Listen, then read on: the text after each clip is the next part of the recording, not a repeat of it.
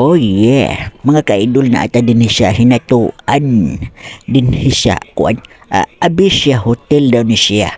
Pero matingala ka kay Abisya unsa man ning gibutang di. Uy, sweetest man ni di ay.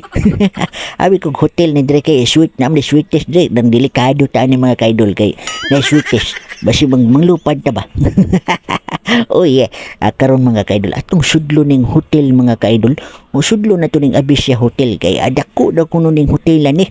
O first time na ko niya, first time na ko nakasulod din ni nga hotel. O perting dakuha. Oy, atong sakaon na second floor ha. Ug unsay na agyud ani nga hotel. Kay basin makita na to ba na atong kwandere atong asawa ba basin na pakita na to nga nilain. Oh yeah. Bito mga ka-idol mag-shoot og wedding dire. O dire man ang ilang preparation, dire mag-shoot og kuan kanang mga details nara mga details on mo ni si kuan simpre akong kauban karon nga videographer si Jabi. Si Jabi from Abislig City. Buotan kay ni siya nga videographer ha, buotan na. Sige ra ko ni siya og ngisi-ngisi kini si Jabi. So nahuman naman mi og shoot siya details siya preparation. So dire na punta sa simbahan mag-shoot. So taon-taon sugda na gyud ni ang kuan ron seremonya sa kasal.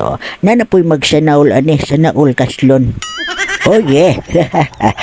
Karon mga idol ana na ta sa wedding reception din hiragyapo ni siya sa hinatuan sa gym ni siya. Kung nakita ninyo ang decor mga idol, grabe ka bungga oy. Siyempre lens decoration ang nag-decor ani.